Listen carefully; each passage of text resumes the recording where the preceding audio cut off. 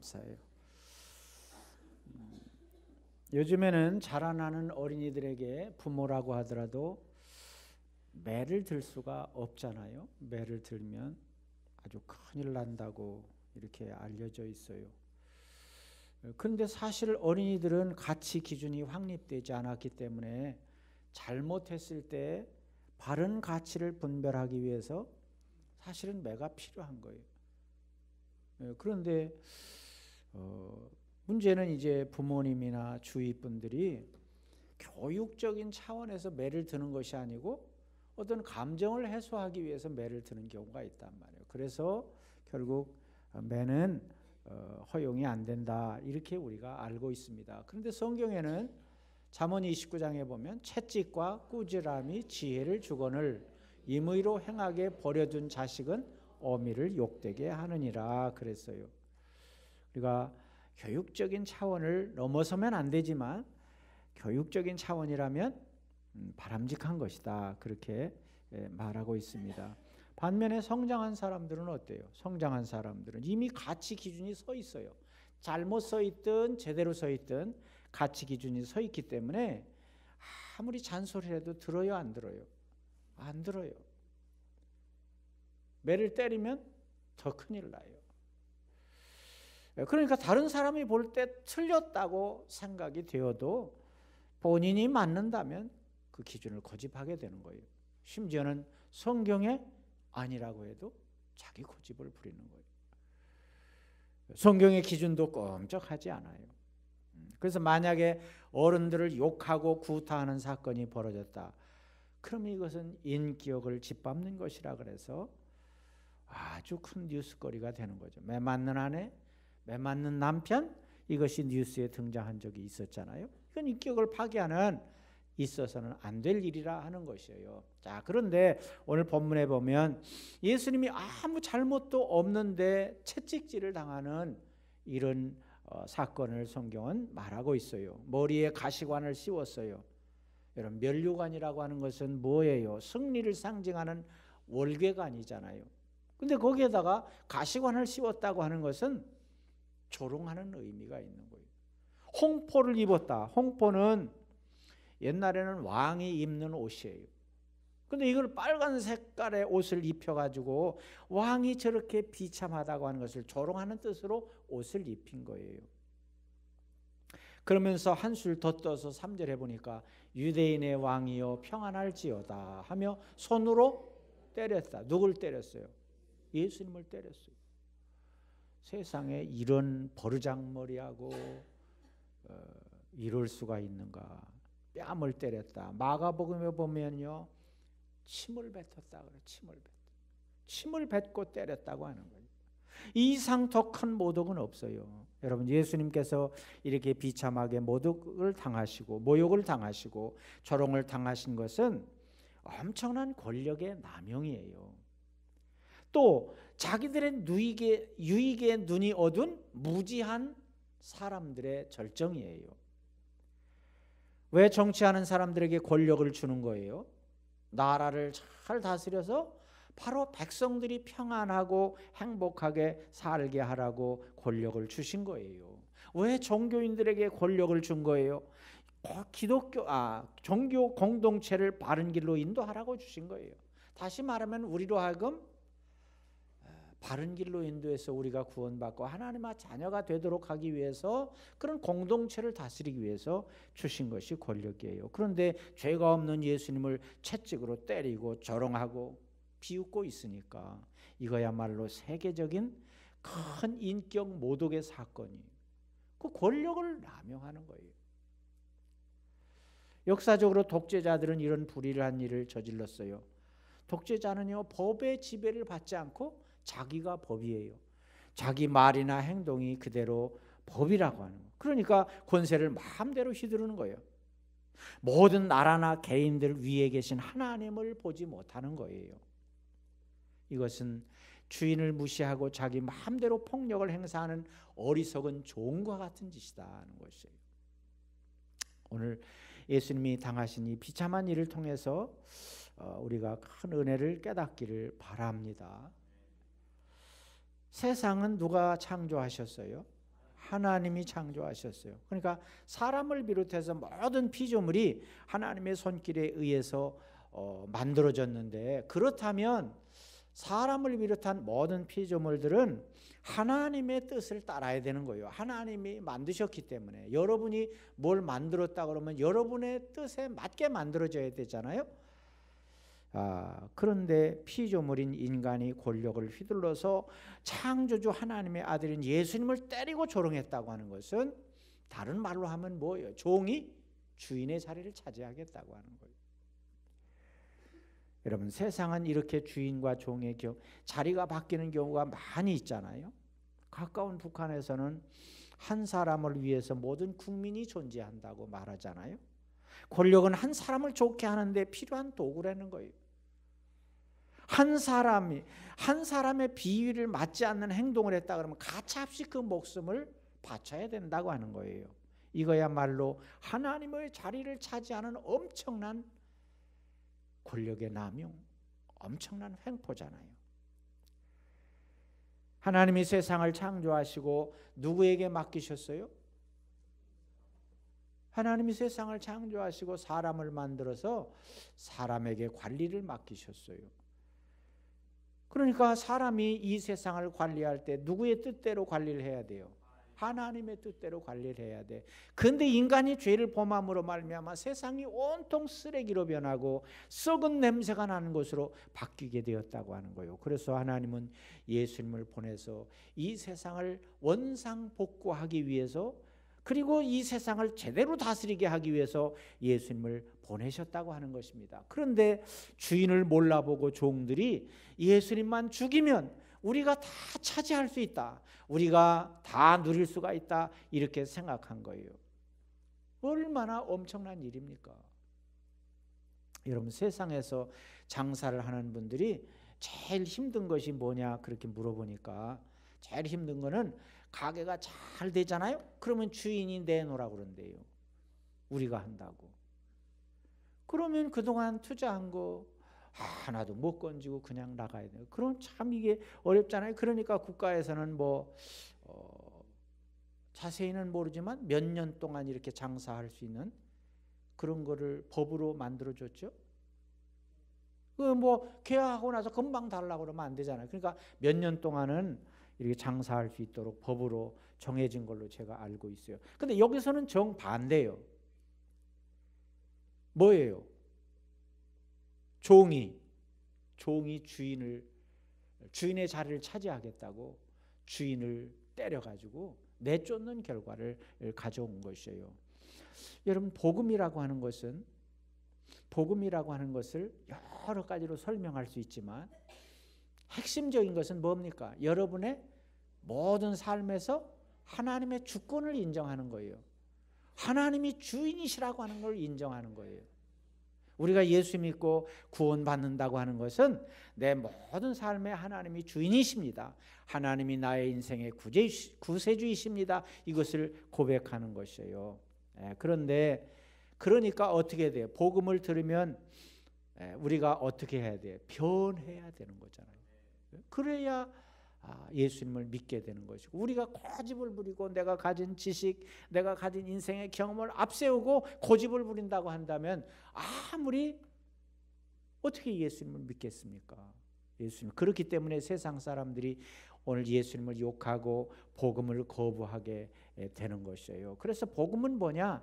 하나님께로 돌아오라, 그렇게 말씀하는 거예요. 하나님께로 돌아오라. 이건 뭘요? 여러분이 바뀌어야 된다고 하는 걸 얘기하는 거잖아요. 바뀌어야 된다. 만약에 바뀌지 않으면 하나님께서는 어떤 채찍질을 통해서라도 여러분이 바뀌기를 원하시는 줄로 믿습니다. 여러분, 성경에 보면 이렇게 주인 노릇한, 종인데 주인 노릇한 사람들이 많이 기록되어 있는데 대표적으로 헤롯 왕을 볼 수가 있어요. 헤롯 왕은 예수님이 탄생할 때 동방 박사들이 와가지고 예수님을 뭐라고 불렀냐? 유대인의 왕이라 그렇게 소개를 했어요. 그러니까 헤롯 왕이요 뿔이 났어요. 나 말고 도대체 누가 또 왕이 될 수가 있는가? 그러면 나를 이 권좌에서 쫓겨나고 지가 왕이 된다는 말인가? 이렇게 해가지고 뿔이 나가지고요 예수님을 찾았지만 이미 하나님께서는 예수님을 저 애굽으로 피신하게 한 후에 찾게 되었어요. 그러니까 찾을 수가 없으니까 2살 이하의 모든 남자아이를 다 죽이라고 하는 세계적으로 가장 끔찍한 명령을 내리게 되잖아요. 어떻게 도대체 이럴 수가 있을까? 또 애굽의 바로는 이스라엘 민족의 번성을 두려워 가지고 남자아이가 태어나가든 모조리 죽여라, 그런 명령을, 그런 법을 제정하잖아요. 그러니까 어떤 사람이 이런 걸 배웠는가? 그냥 자기 뜻에 안 맞으면 다 죽여버려. 사도행전 12장에 나오는 헤롯 왕은 유대교인들이 기독교인을 싫어하고 박해하는 것을 보고 유대교인들의 환심을 사기 위해서 예수님의 제자 야고보를 죽이잖아요. 칼로 그것도 죽이잖아요. 그리고 베드로도 죽여야 되겠다 그래가지고 베드로까지 옥에 가뒀는데 하나님이 역사하셔서 베드로는 살려주셨어요. 또 헤롯 왕이 동생의 아내를 취해가지고 아내를 삼았어요. 동생의 아내를 뺏어가지고 자기 아내로 삼았어요. 그러니까 우리식으로 부르면 뭐예요? 제수씨라고 그러나? 제수씨를 자기 아내로 삼았단 말이에요. 그러니까 세례요한이 그것이 잘못되었다, 그것이 옳지 않다 이렇게 말하니까 세례요한도 또 죽여버렸잖아요. 아무리 권력의 힘이 세다고 할지라도 이럴 수는 없어요. 근데 이것이 뭐예요? 죄로 타락한 인간 사회의 모습이라고 하는 거예요. 참 그거야말로 태양을 향해서 총을 쏘는 거나 마찬가지예요. 태양을 떨어뜨리겠다고, 바닷물을 퍼서 바다를 마르게 하겠다고 하는 그런 것이나 다름이 없어요. 주인과 종의 자리가 바뀐 비극적인 역사였다 하는 것이에요. 그런가 하면 로마의 백부장은 자기 하인이 병이 들었을 때 예수님에게 낫게 해달라고 청한 일이 있었잖아요. 로마의 백부장 하면 100명의 부하를 거느린 지휘관이에요. 그것도 로마라고 하는 나라가 세계적인 나라잖아요. 그래서 이 이스라엘 민족을 지배하고 통치하는 나라로 파견된 군대의 장관이란 말이에요. 말 한마디면 산천초목이 떠는 권세를 가진 대단한 군인이었는데 이가 예수님 앞에 나와서 사정하는 거예요. 어쩌면 자기 지위에 따른 체면도 있을 것이고 위상도 생각하지 않고 간청한 것을 보면 그 부하를 사랑하는 마음이 아주 인간적인 정이 너무 애틋하다고 볼 수가 있고 또 예수님을 믿는 믿음도 대단하다고 하는 것을 볼 수가 있습니다. 그러니까 예수님께서 너무 귀한 거예요. 그래서 백부장의 집에 가서 하인을 고쳐주겠노라고 그렇게 말했을 때 백부장은요 놀라운 말을 하잖아요. 예수님이 우리 집에 오시는 것을 감당할 수 없습니다. 그러니까 어떻게 해달라고 해요? 다만 말씀으로만 하옵소서. 그러면 내 하인이 낫겠사옵나이다. 그렇게 말했어요. 말씀만 하시면 내 하인이 낫겠습니다. 여러분 같으면 어떻게 했겠어요? 예? 자동차를 보낼 테니까 타고 오세요. 오셔서 예배 드리시고요. 그것으로 만족을 못해요. 안수를 그냥 세게 해주세요. 잘못됐다는 얘기가 아니에요. 이 백부장하고 비교를 하는 거예요. 지금 백부장은 그렇게 하는 것이 감당할 수가 없으니까 그냥 이 자리에서 말씀만 해주시면 자기 하인이 낫는다는 거예요. 그러니까 믿음이 좋아요. 좋아요. 정말 좋아요. 믿음이 정말 좋아요. 이 백부장이야말로 주인을 제대로 알아본 사람이잖아요. 헤롯 왕 같은 사람은 주인을 알아보지 못하고 자기가 주인이라고 행세한 사람이고 이 사람은 권세도 가지고 있고 능력도 가지고 있고 국가적인 세계적인 국가의 배경도 있고 다 갖춰져 있지만 그것은 다 하나님 아래에 있는 것이다. 하나님이 주인이시다. 우리는 청직이다. 관리인이다. 이렇게 믿음을 고백한 거예요. 그러니까 얼마나 귀해요. 그러니까 예수님이 이스라엘에서 이만한 믿음을 보지 못하였다. 그렇게 말씀했잖아요. 나는 여러분이 이런 믿음의 주인공들이 되었으면 좋겠습니다. 물론 저도 그렇게 됐으면 좋겠어요. 백부장은 주인과 종의 자리를 바로 알았습니다.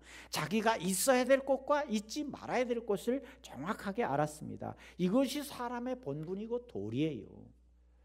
돈이 중요한 것이 아니고 권세가 중요한 것이 아니고 인간의 자리를 잘 지키는 것이 중요하다 하는 것을 백부장은 알려주고 있어요. 여러분, 중세기에는 지구가 우주의 중심이라고 믿었습니다. 그래서 지구를 중심으로 태양이 돈다, 천동설, 지구 중심설을 믿던 때가 있었어요. 태양이 지구를 도운다는 거예요. 그러니까 지구가 중심이라는 거예요. 자, 그런데 막 사람들이 연구를 해보니까 그게 아니에요. 그래서 뭐요? 지구가 지구를 중심이 아니고 태양이 중심이 되어서 이 지구가 태양을 도운다. 근데 반대 학설이 나오기 시작한 거예요. 근데 여러 사람 중에 한 사람이 갈릴레오라고 하는 사람이 있었잖아요. 이 사람이 바로 지동설, 지구가 태양을 중심으로 돈다, 이렇게 주장을 하니까요, 로마 교황청에서 호출 명령이 내렸어요. 그 당시는요, 왕보다도 캐톨릭 교회의 힘이 강했어요. 지금도 교황이 엄청난 권세를 가지고 있잖아요. 그러니까 캐톨릭 교회 말을 조금이라도 듣지 않는 사람은 다 데려다가 종교 재판을 세우는 거예요. 갈릴레오도 종교 재판에 섰어요. 그가 재판을 받고 나오면서 한 유명한 얘기가 있잖아요. 그래도 지구는 돈다, 그렇게 말했어요. 왜 그래요? 이건 하나님이 만들어 놓은 원리니까. 이걸 무슨 뭐 독재자라고 바꿀 수가 없고, 하나님이 정하신 원리를 부자라고 해서 그걸 바꿀 수 있는 것이 아니잖아요. 그래도 지구는 돈다 그랬어요. 갈릴레오는 자기의 주장을 포기하지 않았어요. 왜 그래요? 그건 하나님이 만든 원리이기 때문에 자기가 포기한다고 해서 포기되는 것이 아니기 때문에 그렇다는 거예요. 이와 같이 오늘 예수님을 때리고 협박하고 조롱하고 비난해도 예수님은 진리이시니까, 진리 자체가 되시니까 그 예수님은 변할 수가 없는 거예요. 그리고 총독인 빌라도가, 로마의 총독인 빌라도가 예수님을 조사했을 거 아니에요.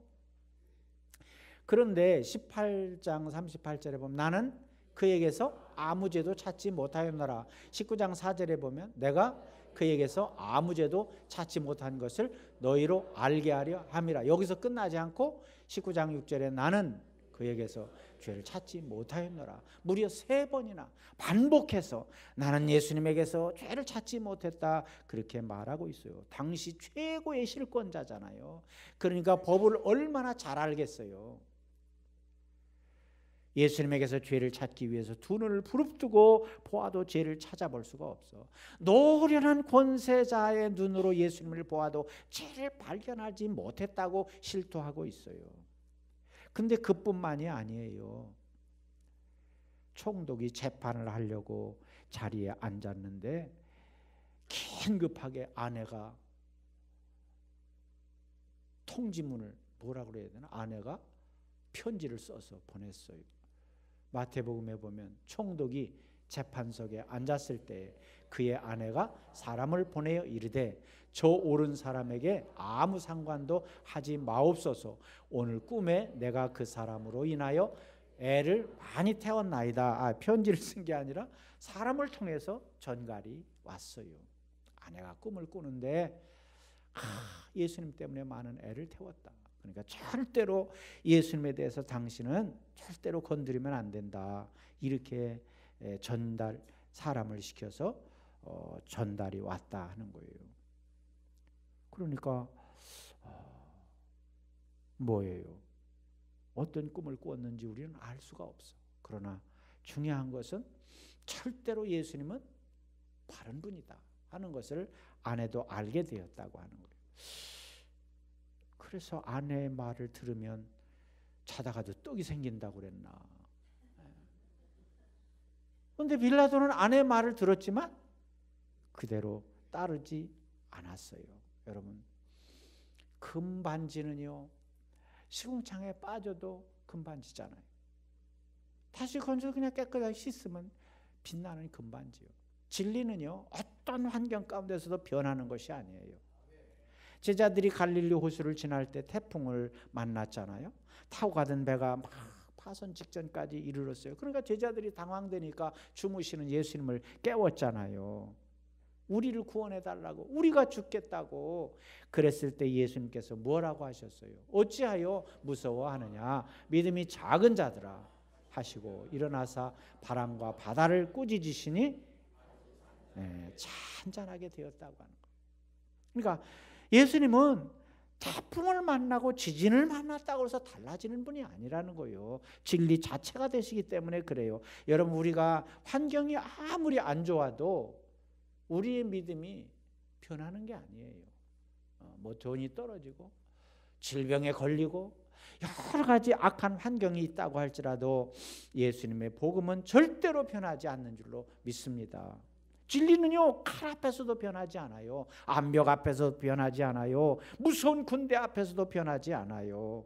여러분 생각해 보세요. 복음이 2000년 동안 계속해서 우리에게까지 이어져 왔잖아요. 그동안에 얼마나 많은 전쟁을 겪었어요. 공산주의자들로부터 얼마나 박해를 많이 받았어요.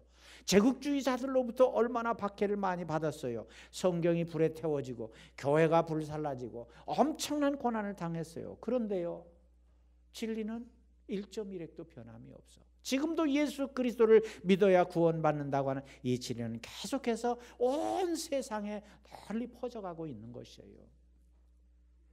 매우 중요한 말씀이에요. 그러니까 진리는 어느 시대나 더하거나 뺄 것이 없는 줄로 믿습니다. 사람들은 그러잖아요. 세상의 유행이 변하고 세상의 문화가 달라지고 그러는 것처럼 이 진리도 바뀌어져야 된다고 말해요. 그래서 막 성경을 해석하는데도 이 시대적인 사료 속에다가 성경을 넣고 바뀌어져야 된다고 생각을 해요. 그러나 절대로 그렇지 않아요. 예수님이 무죄하면서도 채찍에 맞고 십자가를 지신 것은 여러분과 나를 대신해서 당하신 고초인 줄로 믿습니다. 타락한 본성, 우리의 타락한 본성, 위선, 거짓, 교만 이런 것을 고치기 위해서 예수님은 기쁨으로 십자가의 고난을 감당하신 것이에요. 이 사랑 얼마나 대단합니까? 그 은혜가 얼마나 대단합니까? 여러분의 마음속에 그 사랑으로 풍성하시기를 바랍니다. 자, 그런데 사람이 어느 정도로 타락할 수가 있는가? 아니, 이방 나라인 로마, 우상을 섬기는 로마의 총독인 빌라도가 죄가 없다고 말하잖아요. 죄가 없다고 판단을 한 거잖아요. 그런데 정작 동족인 유대교 지도자들과 그 부하들이 예수님을 십자가에 못 박아야 된다는 거예요. 얼마나 기가 막힌 노릇이에요. 이미 이 사람들은 총독의 판결을 기다리는 게 아니에요. 자기들이 판결이 맞으니까 총독이 그냥 명령만 내리라는 거예요. 왜 그러냐면 유대인들은 그 당시에 로마의 지배를 받고 있었기 때문에 자기들 스스로가 다른 사람을 사형할 수 있는 권한이 없어요. 로마의 허락이 떨어져야 사형을 집행하는 거예요. 그러니까 그것만 허락해 주면 우리가 다 책임지고 예수님을 죽이겠다고 하는 거예요. 여기 소리 질러라고 하는 것은요, 그냥 큰 소리를 냈다고 하는 것이 아니에요. 아예 고함을 질렀다고 하는 거예요. 그러니까 예수님께 대한 적개심이 막 절규에 가까운 거로. 그냥 뭐라고 표현해야 돼요? 발광에 가까운 정도가 되었다고 하는 거예요. 그러니까 빌라도가요, 은근히 화가 난 거예요. 자기가 최고 실권자인데 내가 아니면 아닌 거지, 내가 죄가 없다고 하면 없는 거지, 어떻게 해서 십자가에 못 박으라고 저렇게 발광하고 고함을 치는가 하는 거예요. 그러니까 빌라도가 6절에 뭐라고 말했어요? 너희가 친히 데려다가 십자가에 못 박으라. 이거는 유대인들은 사형을 할 수가 없잖아요. 근데 이렇게 말하는 것은 그래? 그렇다면 네가 한번 해봐라, 이렇게 비난에 섞인 그런 말이에요. 너희들이 좀 그렇다면 너희들이 한번 해봐라. 나는 절대로 예수님을 죽이는 죄를 범하지 않겠다. 그런 의미를 가지고 있는 거예요. 너희가 어디까지 할 수 있겠는가? 해볼 테면 해봐라, 그런 뜻이에요. 여러분, 타락한 인간의 실상은 자기들의 이익을 위해서라면요, 어떤 수단과 방법을 가리지 않고 해내고야 만다고 하는, 정말 인간의 타락상이 얼마나 무서운 것인가를 우리는 여기서 발견하게 되잖아요. 우리 주위에서도 종종 들려오는 이야기가 있죠. 돈 때문에 아내도 죽이고 남편도 죽이고 부모도 죽이고 이런 소문이 심심치 않게 들려오잖아요. 여러분, 하나님의 형상을 입은 인간이 어떻게 이런 일을 할 수가 있겠는가?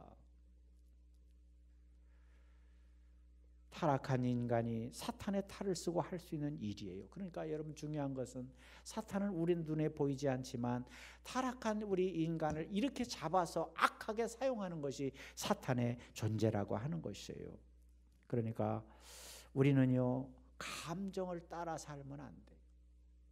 솔직히 말하면 우리가 어떤 일로 인해서 막 화가 날 때는 막 어떤 생각까지 들어요. 엄청나게 화가 나서 그럴 때는 어떤 생각까지 들어요.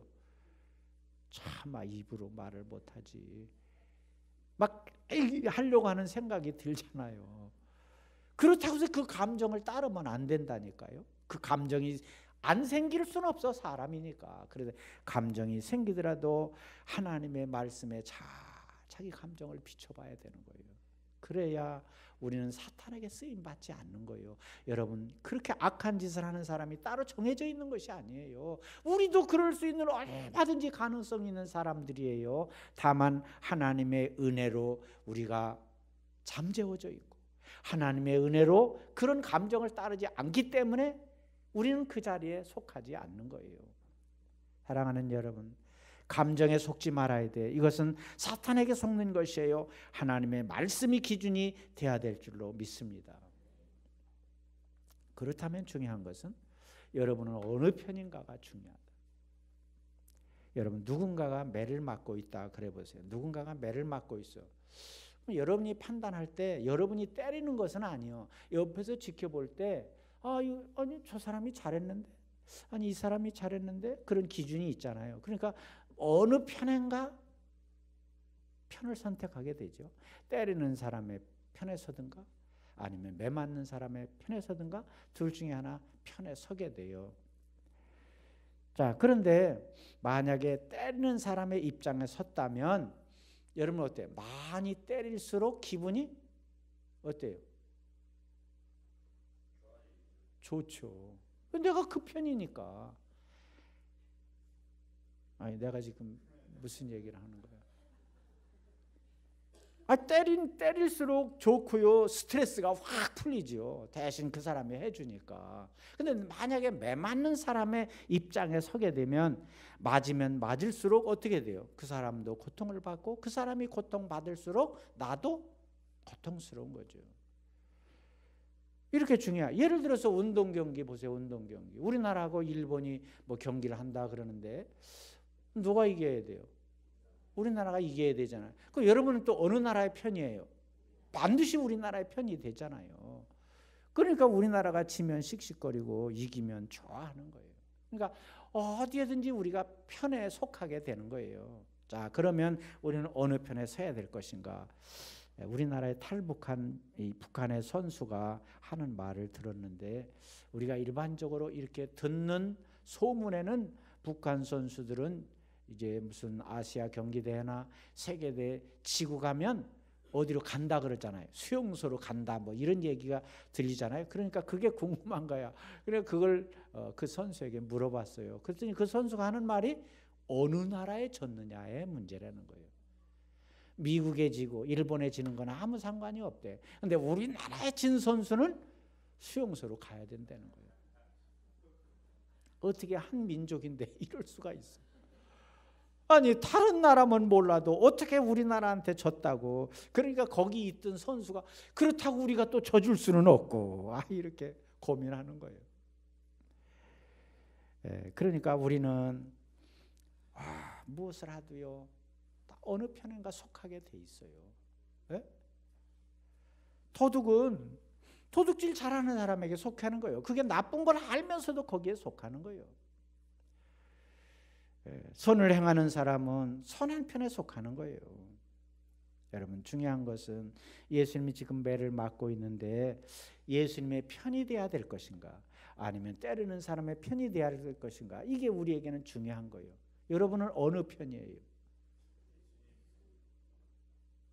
그럼 맞는 편이에요? 맞아요? 그래요? 근데 미안하지만 맞는 편이 아니라 다 때리는 자의 편이라고 하는 거예요. 무엇을 보면 알 수 있냐면 사도행전 2장 36절에서 그런즉 이스라엘 온 집은 확실히 알지니 너희가 십자가에 못 박은 이 예수를 하나님이 주와 그리스도가 되게 하셨느니라. 그래서 베드로가 지금 설교를 하는 거예요, 유대인들을 향해서. 근데 뭐냐, 너희가 십자가에 못 박은 이 예수가 우리의 구주가 되셨다, 이렇게 말하는 거예요. 그러니까 너희라고, 여기 온 집이라고 하는 것은 모든 백성들을 다 말하는 거예요. 예수님은 십자가에 못 박아야 된다고 한 사람들이 전체 국민들이 다 그렇게 한 거예요? 그렇게 한 게 아니잖아요. 일부의 사람만 그렇게 했잖아요. 근데 베드로는 왜 온 집이 그렇게 했다고 했는가? 그것은 바로 예수님이 십자가에 못 박힌 것은 모두를 위해서 그렇게 하신 것이기 때문이라는 거예요. 그러니까 여러분과 나는 어디에 속한 사람이에요? 우리의 죄 때문에 예수님이 십자가에서 이 모진 고통을 감당하신 거잖아요. 우리의 죄 때문에 이렇게 비난받으시고 침뱉음을 받으시고 조롱당하신 거잖아요. 그러니까 사실은 우리가 십자가에 못 박은 거잖아요. 아니 뭐 처음 듣는 얘기를 하는 것처럼 그래요? 그래요, 안 그래요? 그렇지요. 그러니까 우리가 십자가에 못 박은 자, 때리는 자의 편에 있었다고 하는 거예요. 그러니까 여러분, 중요한 것은 내가 직접 십자가에 못 박으라고 외친 일은 없어. 내가 그곳에 그 현장에 가본 일도 없어. 그럼에도 불구하고 온 인류를 위해서 십자가의 고난을 당하신 예수님은 우리의 죄값도 다 감당하셨다고 하는 거예요. 그러니까 우리가 십자가에 못 박은 것이나 다름이 없다고 하는 거예요. 그렇다고 한다면 예수님께서 우리의 죄를 지시고 대신 십자가에 죽으셨기 때문에 이제는 더 이상 우리가 죄로 인해서 고통당하고 수치를 당할 필요가 없는 거예요. 여러분의 죄값을 다 예수님이 감당하셨으니까 이제 우리는 당당해야 되는 거예요. 근데 항상 우리 마음속에 어떻게 죄가 우리를 쿡쿡 찌를 때가 많아요. 뭐 좀 이제 새해가 되어서 직분자도 임명하고 이렇게 하려고 그러면, 야, 너가 그 못된 짓을 한 네가 그걸 어떻게 하냐고 이렇게 자꾸 와서 우리 마음을 콕콕 찌르잖아요. 그런 것은요, 뭐가 하는 짓이에요? 사탄이 주는 마음이에요. 절대로 성령님이 주시는 마음이 아니에요. 물론 우리가 부족하고 연약해요. 그래도 예수님께서 십자가에서 다 이겨주셨기 때문에 우리는 참된 자유인으로서 그 자유를 누려며 살아야 될 줄로 믿습니다. 우리가 사는 세상이 폭력이 난무하고 비웃음과 조롱이 없어지지 않는 이유는 우리 인간의 마음속에 교만이 있기 때문에 그렇습니다. 내가 뭔가 할 수 있다고 하는 것 때문에 그래요. 그러나 이것을 잘라내야 돼. 그래야 진정한 평안이 임하게 될 줄로 믿습니다. 채찍질 당하시는 예수님의 모습을 보면서 죄가 얼마나 무서운 것인가, 내가 하나님 앞에 범한 죄가 얼마나 무서운 것인가를 깨닫는 여러분이 되시기를 바랍니다. 그래서 철저하게 회개하고 죄와 아무 상관이 없는 하나님과 하나 된 삶을 살아가는 여러분이 다 되시기를 축원합니다. 기도하겠습니다.